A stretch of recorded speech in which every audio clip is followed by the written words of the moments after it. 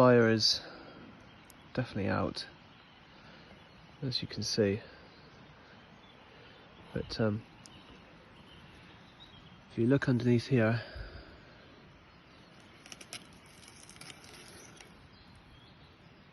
check that out. Gold. So I'm going to use those to get the fire going. Now with me I've got some birch bark.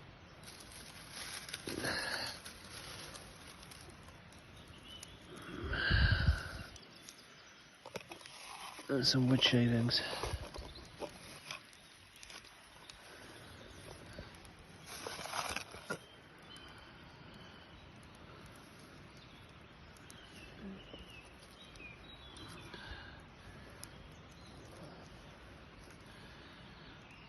So pro tip, if you can store your embers away, either under a rock or a large bit of wood, then it will do you well, and you'll have fire in no time. See how much that's smoking. Anyway, catch you in a bit.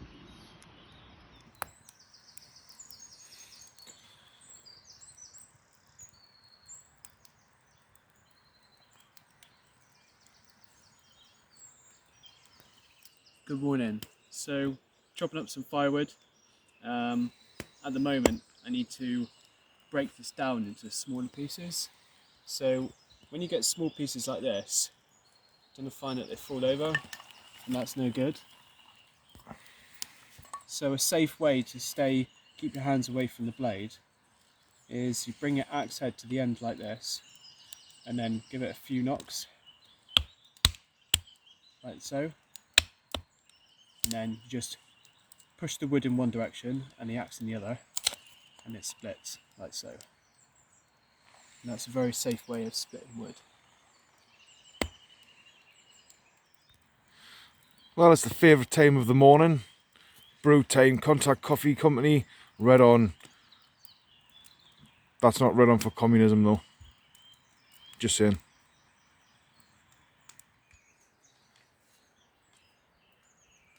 Oh, it's strong.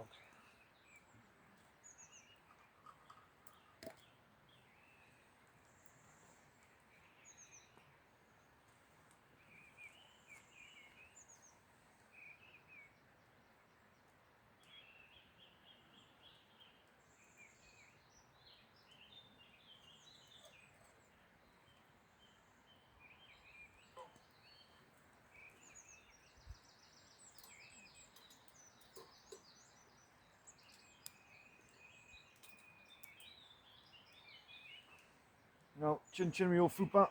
Chin chin. Cheers, guys. Good morning, you all, and hope you have a good day. We'll be with you once we've actually caffeinated, because we don't work without it. Yeah, I don't function without coffee.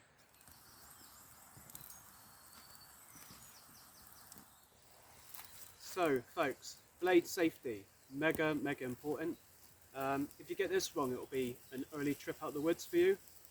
Looking at my axe, the sheath is always on it when it's not in use. Now, I will only take the sheath off when I'm going to use it, and that makes this blade safe, so it will not be able to harm me. The other thing is before I undo it, is make sure that anybody who's around you is at arm's length, or the length of the blade. So as you can see here, arm's reach. Now, just go around and make sure that nobody is in what's can be known as a blood bubble, and that cannot harm anybody. So if you do have other people that's around you and you're not by yourself, just make sure nobody's around, just because it makes using blades extra. We'll talk about chopping wood and some other safety points for chopping wood. Now, if you've got a stump like this, ideally when you're chopping the wood, don't place it here, as if I miss, I can hit myself. So I always place the wood at the back. And if I do miss, it goes into the wood. It doesn't swing towards me, okay? Just make sure it's on nice and level, okay? It's at the back of the stump. I come, nice stable position. I've got myself out of the way, so if it does miss, I'm not going to hit myself, okay? And make sure when you swing the axe that it's a sure swing. Don't go crazy. Make sure that it's purposeful and you know exactly where it's going to head. Like so. Nice and easy. So there was no excessive effort using that swing. It was just a small tap and aiming for the bottom of the wood. Don't go swinging like crazy. There's no need for that unless the wood is super tough. But then just have extra concerns about safety when it comes to that.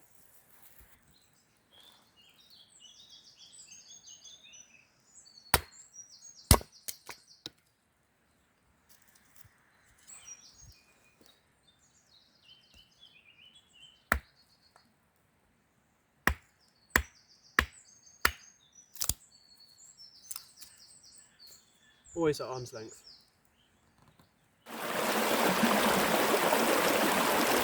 Right, so it's time to get more water. See, James has got his container, and what he's going to be doing is, before he dunks it, he's going to position the container away from the floor. And what that's going to stop doing is any sediment or particles that are coming downstream, it stops it from going in the container. And what he's going to do is he's going to dunk it about an inch underneath the surface.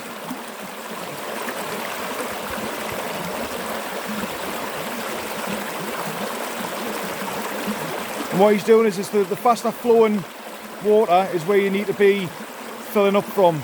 So once he's happy, he's then going to pull it out, just make sure there's nothing in it. If he's happy with it, he'll put his lid on.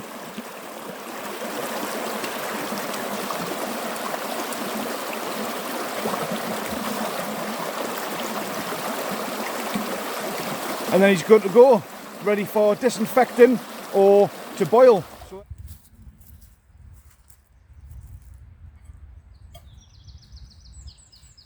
So I've collected my water from the fast flowing source. Now, I could drink this straight away, however it may make me ill with any bacteria that's inside of it. So I need to make this safe, and there are many ways I can make this safe. I can use chlorine tablets, which you drop into the water and leave them for a certain amount of time. They're quite common. You can get those from any sort of outdoor store or online. However, today I'm going to use a millbank bag to filter out any of the sediment that's inside the water and any floaty bits. It will then drip into this cup, and then I'll pop this on the fire, and then I'll put it onto a rolling boil for about 4 minutes, and that will guarantee that anything that's in there, like bacteria wise, has been killed, and it will be perfectly safe for me to drink. So let's do that, shall we?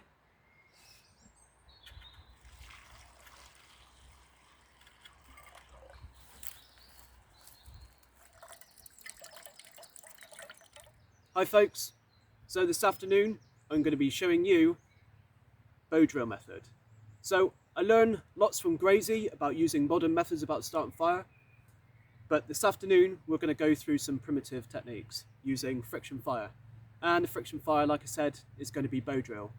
So come on down, we'll have a look and see what the equipment is.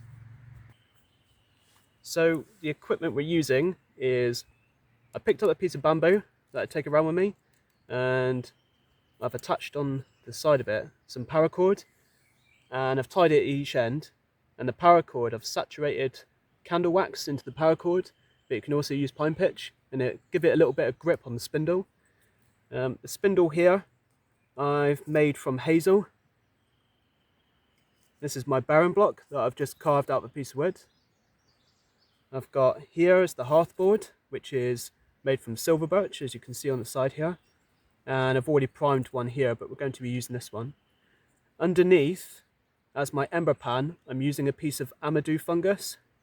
Now, the reason I'm using this as my ember pan is once I've got a coal here, when I transfer the coal to my bird's nest, which is my cedar bark, if it goes out, I've got another ember here and I don't have to redo the whole process. So it's like having a second chance.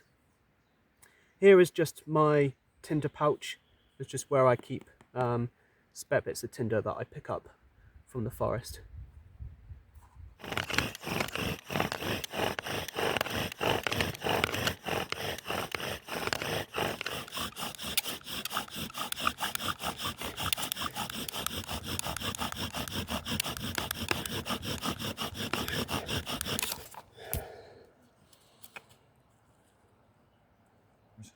So at the moment I'm just wafting some air to it just to get it established. Don't blow on it because your ember will fly off the ember pan. So is that smouldering on the Amadou? Yeah. So it's a bad idea to sneeze? Absolutely.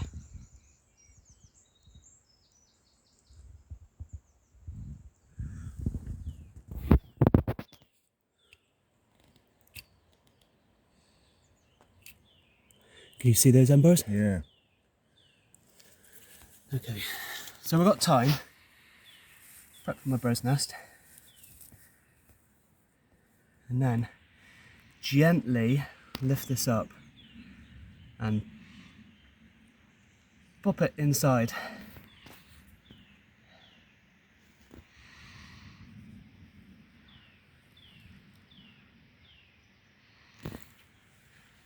Okay, it's stuck to the Amadou, but Ah, I can see the Amadou smouldering on the bottom. yeah, never mind.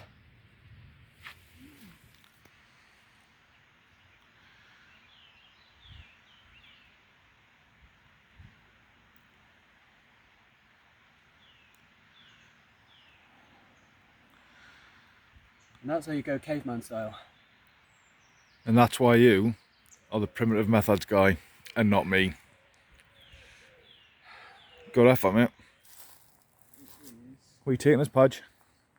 So, at the moment I'm after wood sorrel, and I've just collected a load here, but I'm going to show you what I'm looking for. That's cool. Podge, why have you got no shoes on? Like the feel of grass. Well, I don't know, because you're like a weird primitive creature. Weird primitive creature. Yeah. So what we're looking for wood sorrel is this white flower here, and then also these plants here, these leaves. So as you can see, they're similar to a clover, but instead they've got heart-shaped leaves with a line down the middle. And it's like a butterfly effect where it folds, and that's the features of wood sorrel. Now they're quite tasty. They've got a citrusy flavour. However, for a decent snack, you do have to collect quite a lot.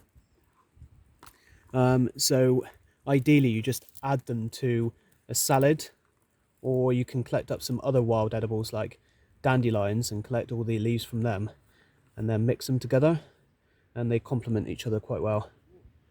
So I'm going to clean these up and then have a little nibble on these.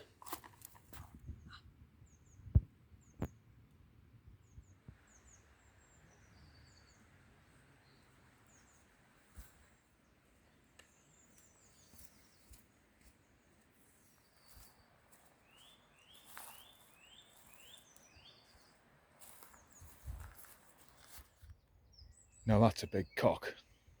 Look at all of these bitches. Big cock. So today's Firelay is going to be A-frame, and to start it off we're going to use some western cedar bark, and we've got some fat wood here that we've collected today and has been dried out throughout the day. So I'm going to pop that in the middle here, and then I'll use a ferro rod with a backer knife and get this going. Fat wood's highly flammable, and I may have mentioned this before, but it's really good for winter. When a lot of your wood's wet, it will give you a little helping hand getting a fire going so you can keep warm.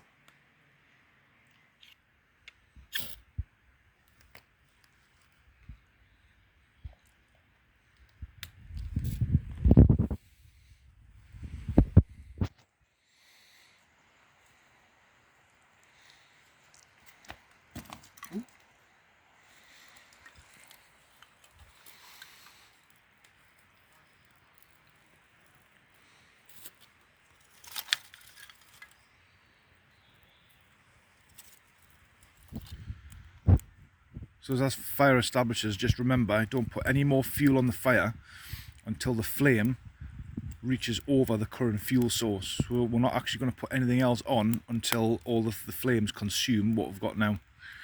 Except for that bit, because James wants to burn it. It's just some cotton wool.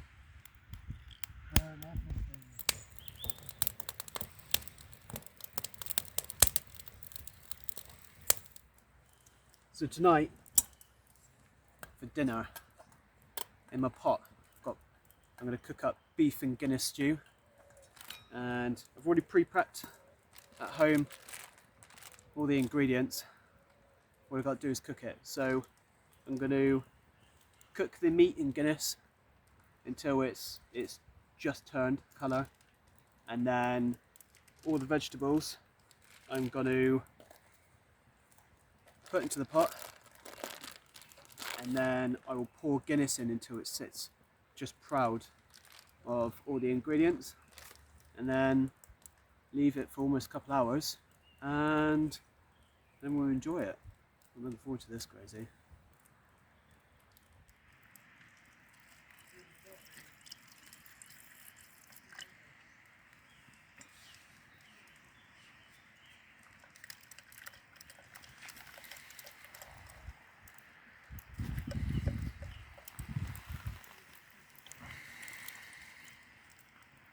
Okay. Ooh, still filming.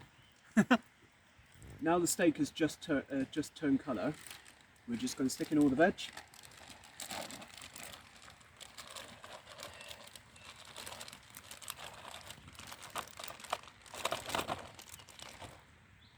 If it fits.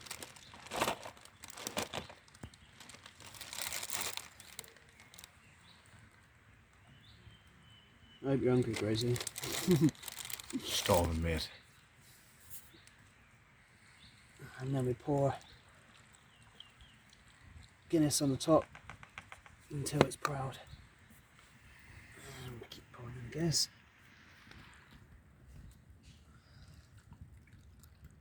Until just proud of the veg. And then we get 2 stock cubes. And then crumble them in.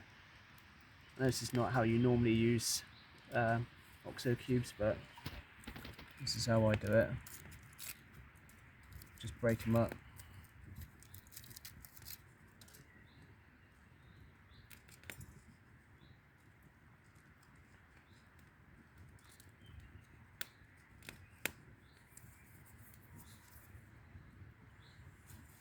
And then stir it all in.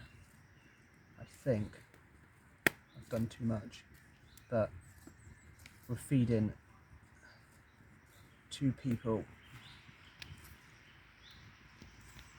So, screw it. And then all we do is just have this on a low heat. So stir it all in. I filled it up a little bit too much, but me and Grayzy, we eat a lot. So we're absolute bushcraft ninjas. We need to feed. Replace them calories that we've been burning while we've been training today. Exactly. So I just stir all that in with a stick. I would advise you, if you do this yourself, like, don't fill it up this much. Definitely going to be some overspill. Yeah, it'll be on a low heat, so it shouldn't bubble over too much. And then put the lid on.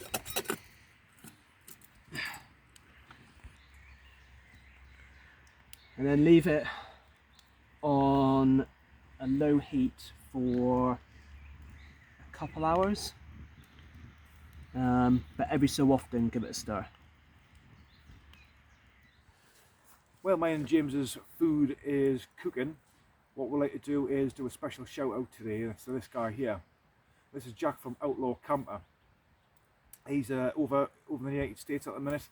We've been in correspondence with each other recently, and what a guy this man is. He subscribed to the channel, and what he then done was he recreated my hobo stove video with his own recipe.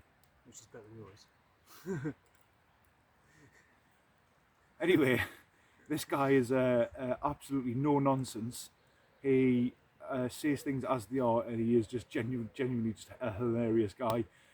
He has proved that the fact that the information that me and James are pushing out on our social media and on our YouTube channel is actually starting to rub off on people. So he's actually went off, made his own hobo stove in his back garden, and then he's made his own recipe as well. And to be fair, it did look tasty. Might not be better than mine, but I'm saying mine was better just because I'm biased. But anyway, Jack, thank you very much for your support and your correspondence as well. At Northern Limits, me and James and with the other associate instructors are very happy and proud of the fact that you are following us so closely. We really appreciate it. I've subscribed to his channel as well, as James has. Thank you very much, mate. And as you did before, me and James have got just one thing to say to you.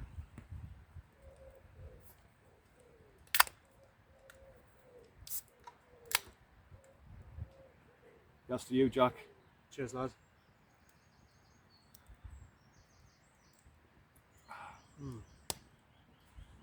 Pop across to his channel, subscribe to him, give him a like as well, and then pass on his hilarity. If you want some misadventures, some outlaw kitchen cooking, he's this guy for you. So everything's in the comment box below. Jack, thanks very much, mate. Let's get back to making food. So, quick pause there. All I do want to say as well, just in addition, if I had to say something about Jack, absolutely, categorically, not a communist.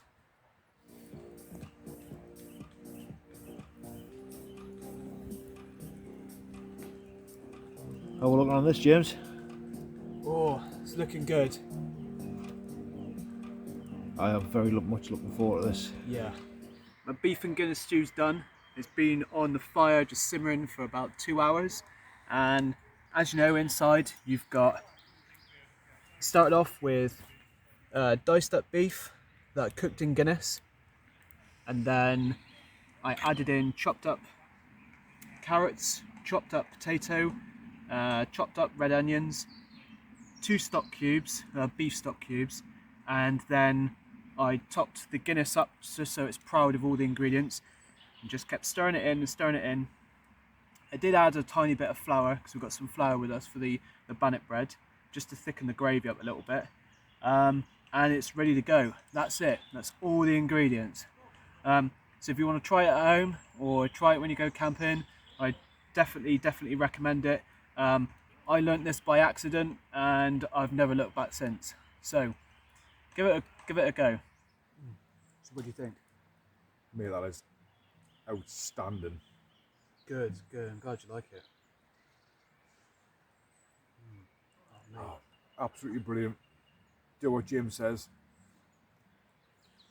Give it a go. It's outstanding. Really tasty. I'm sure you don't want to see us getting nasty on all this because it's going to end up in and around my mouth, and I want to get nasty on it. Now, one of the rocks, I wouldn't advise you do this with like fresh rocks that you get from the side of the river because they'll explode because of the water that's in them.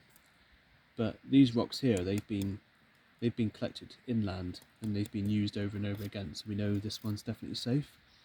And what I've done is I've placed this rock over the top of these embers, and what will happen is all of these embers will go out, but the embers underneath will carry on smouldering.